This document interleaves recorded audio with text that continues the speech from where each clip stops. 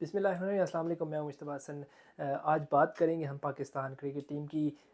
Ups and downs आते रहे Pakistan team में। कभी पाकिस्तान टीम में अच्छा खेलती है, तब भी पाकिस्तान क्रिकेट टीम जो है तनकीद का निशाना बनती है। कभी कुछ ऐसी खबरें आती हैं जिसके बाद पाकिस्तान क्रिकेट टीम जो है एक मतलब फिर हाईलाइट हो जाती है। कुछ ऐसी चीज़ें, बेशक उसमें कोई नेगेटिविटी ना हो, लेकिन फिर भी वो चीज़ें ऐसी होती हैं कि हाईलाइट हो जाती हैं। जैसा कि आज एक बड़ी खबर गैरी क्रिस्टन के हवाले से आई। पाकिस्तान के हेड कोच थे, उन्होंने अपने ओहदे से इस्तीफ़ा दे दिया है। इस्तीफ़े की क्या वजूहत है, इस पर हम आगे चल के बात करेंगे। उससे पहले हम बात करेंगे कल पाकिस्तान क्रिकेट टीम का ऐलान हुआ, जिसमें जिम्बाब्वे और ऑस्ट्रेलिया के खिलाफ जो ओडीआई और टी20 सीरीज़ हैं उनके टीम का ऐलान हुआ। अब उसमें हम कई ऐसी चीज़ें हैं जो हम सबके लिए सरप्राइज़ है।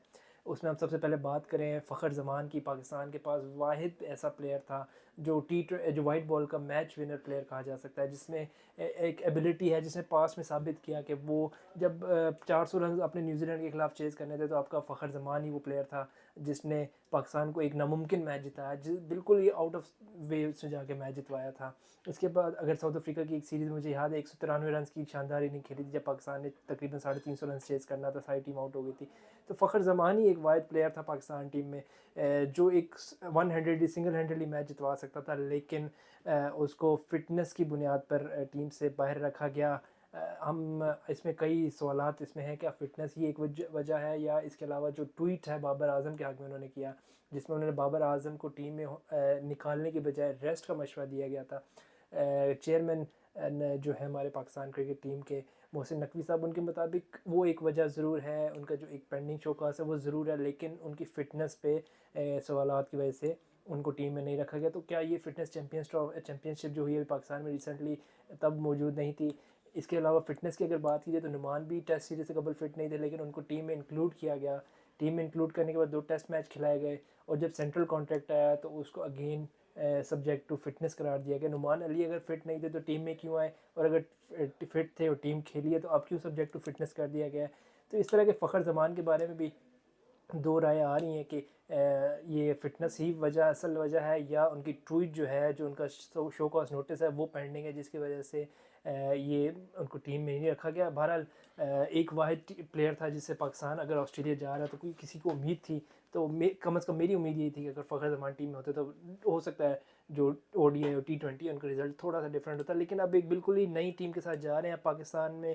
एक और इसके अलावा बात करेंगे, आज सेंट्रल कॉन्ट्रैक्ट भी अनाउंस किया गया। सिर्फ 2 खिलाड़ी जो है, बाबर आजम और मोहम्मद रिजवान को एक कैटेगरी में रखा गया, उसके अलावा सबको बी और सी और डी कैटेगरीज में रखा गया। इसमें सबसे अहम बात जो है शहीनशाह अफरीदी की है। शहीनशाह अफरीदी को सेंट्रल कॉन्ट्रैक्ट में ए से ड्रॉप करके बी में कर दिया गया है, उनकी कारकर्दगी का कहे जाए या उनकी जो फिटनेस है उस पर, लेकिन उनको कैटेगरी बी में शामिल कर दिया गया है। इसके अलावा अगर हम बात करें कप्तानी की, शान मसूद की कप्तानी हो गई। वो कहा जा रहा था कि इंग्लैंड की सीरीज़ के बाद उनको कप्तानी से हटा दिया जाएगा। तो अब टेस्ट सीरीज़ तो आप जीत चुके हैं, किस तरह जीते हैं, आकिब जवेद के मशवरों पे अमल करके आप स्पिन पिचेस बना के जीत तो गए हैं, लेकिन अब क्या शान मसूद की कप्तानी बरकरार रहेगी, या ये वही कप्तान है जो 6 टेस्ट मैच हारा तो 2 मैच जीतने की बुनियाद पर इसको दोबारा कप्तानी बरकरार रखी जाएगी। सरफराज अहमद जो है वो भी इन एंड आउट सिचुएशन में, ना टीम में है ना टीम से बाहर है, उनका भी सेंट्रल कॉन्ट्रैक्ट का ये इशू चल रहा है, उनकी टीम में भी यही इंक्लूजन है। इसके अलावा भी हमने सरफराज की जगह पहली दफ़ा यंगस्टर्स को मौका दिया पाकिस्तान ने।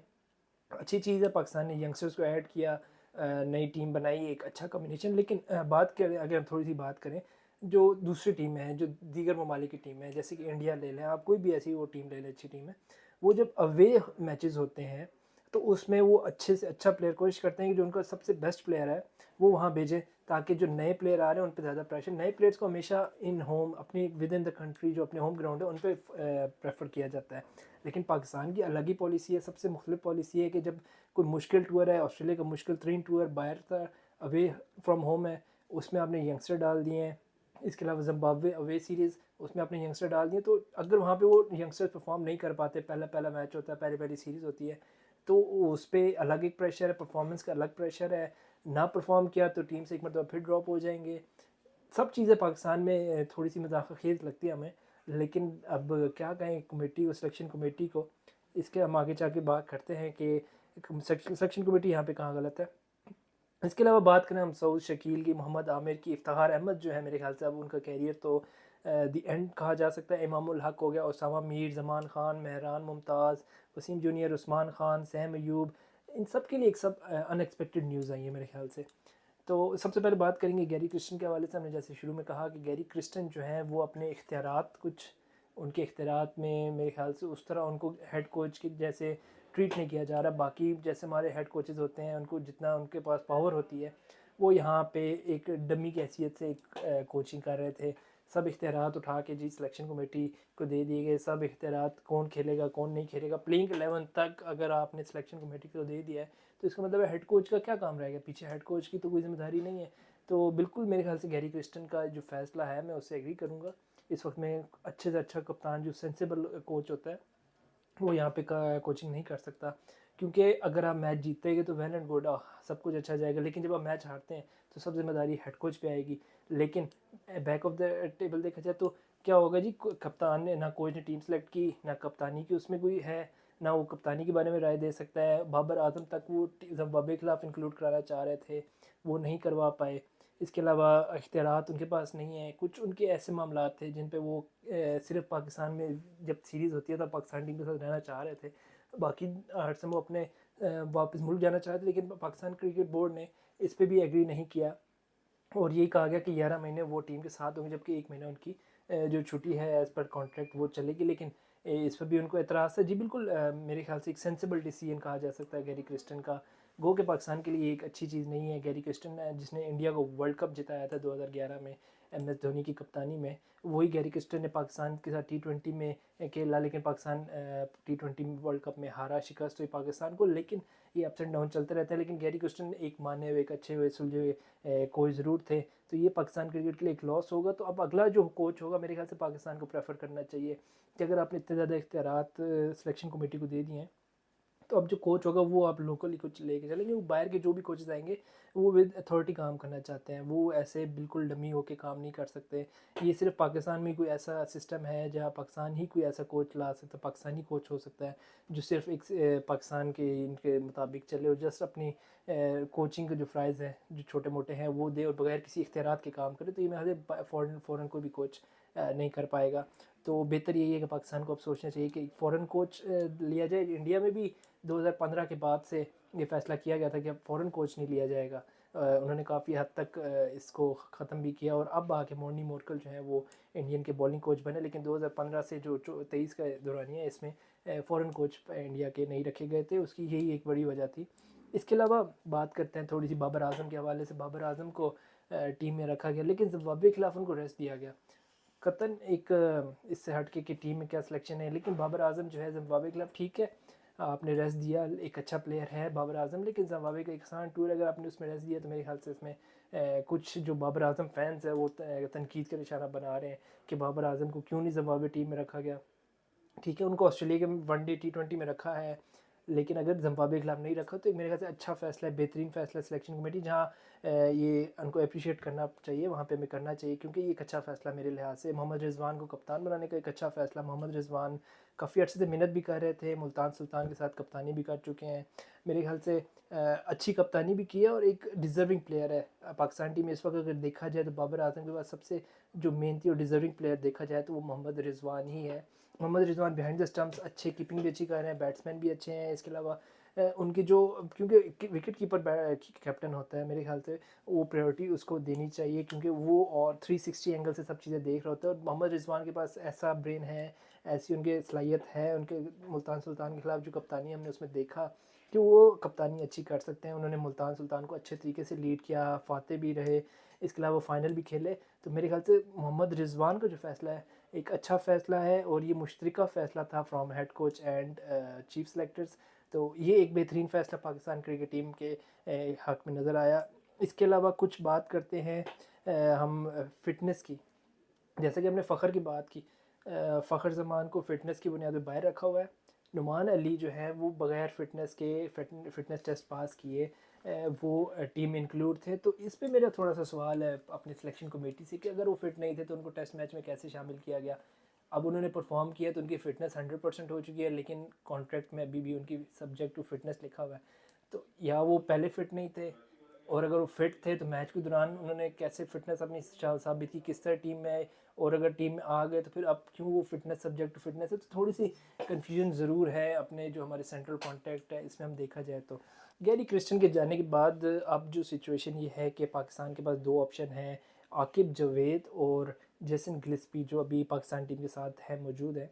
इनमें से कोई एक हेड कोच की उहदे पे प्रमोट भी किया जा सकता है। अभी हमारे ज़राए के मुताबिक ये ख़बरें हैं कि आकिब जावेद जो है इस वक्त फेवरेट हैं to become head coach of Pakistan cricket team. कुदरत ने उनका जितना एकदम से कहाँ उठा के लिया है कुदरत ने। इन्होंने सिर्फ एक मशवरा दिया था कि इंग्लैंड को स्पिन पिचेस बनाई जाए, उन स्पिन पिचेस की बुनियाद पर देखते हैं इंग्लैंड कैसे जीतता है, और वो उनकी जो है अब वो बेस बॉल से एक आकिब बॉल की तरफ हम चल पड़े हैं। तो आकिब का ये जो दौर आने वाला है अब आकिब बॉल का, मेरे ख्याल से इसमें अभी तक तो पाकिस्तान को कामयाबियाँ नज़र आ रही है, लेकिन असल टेस्ट आकिब बॉल का तब होगा जब पाकिस्तान टीम किसी गैर मुल्की टूर पे जाएगी। वहाँ पे जाके देखेंगे कि क्या आकिब बॉल वहाँ पे भी कामयाब है, या सिर्फ ये होम सीरीज़ के लिए आकिब बॉल हमने ईजाद किया है। जैसे बेसबॉल हर जगह कामयाब था, गो के पाकिस्तान में वो नाकाम रहे इस दफ़ा, लेकिन अभी तक उनकी जो पिछले 3-4 साल की परफॉर्मेंस देखी जाए, बेसबॉल काफ़ी कामयाब था और दीगर टीमों ने इसको अपने जो है कोचिंग में भी अपने प्लानिंग का हिस्सा बना लिया था बेसबॉल को। लेकिन क्या आकिब जावेद की जो फार्मूला है, आकिब जावेद का जो फार्मूला आकिब बॉल जो है उसको दीगर टीम अपनाएंगी? मेरा नहीं ख्याल कि अभी इट्स टू अर्ली टू से आकिब एरा। मेरे ख्याल से अभी बहुत टाइम चाहिए इसको। ये सिर्फ होम सीरीज़ तक कह सकते हैं okay we can go for it, लेकिन अवे सीरीज़ जो है उसमें हम इसको मुश्किल नज़र आता है मुझे। इसके अलावा रमीज़ राजा की कुछ बात करें, रमीज़ राजा मुश्किलात का शिकार रह रहे हैं। पिछले कुछ अर्सा जब चेयरमैन थे तो फ्लैट पिचेस का जो मशवरा दिया गया था, उसके बाद पाकिस्तान टीम की परफॉर्मेंस देखी जाए, फ्लैट पिचेस की बात की जाए, पिंडी रोड बना दी गई थी, वही पिच है, उसी पिच को अब उन क्यूरेटर्स ने स्पिन पिच बना दिए। तो ये पहले रमीज़ राजा कहाँ थे जब वो खुद चेयरमैन थे? वो इतना कुछ क्रिकेट को जानते, इतने अर्से से पाकिस्तान के लिए कमेंटेट कर रहे हैं, तो वो कहाँ थे इतना अर्से पहले? उनको क्या इस चीज़ की सेंसिबल नहीं समझ नहीं थी, सोच नहीं थी? बज़ाहिर तो ये दिखाया जाता हमने ऑस्ट्रेलिया से क्रिकेटर मंगवा लिए, हमने फ़लाँ जगह से पिन पिचें मंगवा लिए, लेकिन क्या परफॉर्मेंस थी? परफॉर्मेंस जो ऑन ग्राउंड नज़र नहीं आ रही थी। अब आकिब जावेद कुछ कंट्रोवर्शियल का शिकार हो चुके हैं। उन्होंने शान मसूद से ड्यूरिंग पोस्ट मैच सेरेमनी, उन्होंने पोस्ट मैच जो प्रोग्राम होता है उसमें इन्होंने कहा कि शान मसूद से सवाल किया कि जो 6 मैच आप हारे हैं तो अब ये 2 जीत कर आपने कैसे इसका कैसे सर अंजाम दिया ये मार्का। तो आप बजाय कि अप्रिशिएट करें, आप 6 मैच हार चुके हैं, इट्स ओके, बीइंग अ कप्तान कोई भी हार सकता है। और एक जिस तरह की उनको सिचुएशन दी गई थी उसमें ठीक है वो परफॉर्म नहीं कर पाए, एज अ कैप्टन परफॉर्म नहीं कर पाए, एज अ प्लेयर परफॉर्म नहीं कर पाए, लेकिन जब आप जीतते हैं तो आप एटलीस्ट उनको अप्रिशिएट ज़रूर करें। लेकिन रमीज़ राजा ने इसके बरक्स अपनी जो अंदर की भड़ास मेरे ख्याल से कह सकते हैं, जो वो काफ़ी अर्से से वो पिचेस के हवाले से तनकीद का निशाना है, तो मेरे ख्याल से वो उसको इस प्रोग्राम में भी नज़र आई उनके। और उन्होंने शान मसूद से एक बड़ा अजीब सवाल किया। इसके अलावा नुमान अली के बारे में उन्होंने कमेंट पास किया कि वो लगता है खून की कमी है। तो ये अपनी प्लेयर्स है, मेरे ख्याल से रमीज़ राजा को थोड़ा सा, इतने सीनियर प्लेयर हो के, इतने सीनियर कमेंटेटर हैं और काफ़ी अर्से से पाकिस्तान टीम के साथ है, तो उनको थोड़ा सेंसिबल बयान देना चाहिए अपने जो उनके पर्सनल जो इश्यूज़ चल रहे हैं पीसीबी के साथ या पर्सनल मोहसिन नकवी वगैरह के साथ चल रहे हैं, उनको ऑन स्क्रीन नहीं लाना चाहिए था।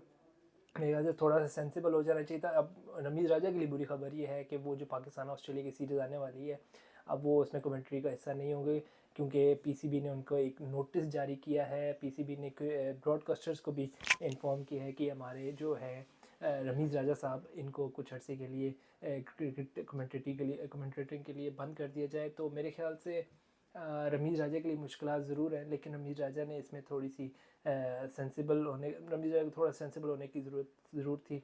और उम्मीद करते हैं कि वो आइंदा आने वाले इस तरह के मामला में पाकिस्तान टीम को सपोर्ट करेंगे, जैसे कि वो करते आ रहे हैं अभी तक। तो जब भी देखा था तो पाकिस्तान टीम हमेशा सपोर्ट कर रहे थे। बांग्लादेश के एक बड़े अच्छे एग्जांपल है अत्तर अली खान। बांग्लादेश टीम को एक विकेट रह रही हो और 9 रन भी चाहिए हो, तो वो फिर भी बांग्लादेश को सपोर्ट करते हैं। वो कहते हैं Bangladesh will win from here, only Shakib Al Hasan can win. तो यही चीज़ रमीज़ राजा को भी करनी चाहिए कि वो अपने हर हाल में टीम को सपोर्ट करें। उनको अत्तर अली खान से ज़रूर सीखना पड़ेगा। Thank you.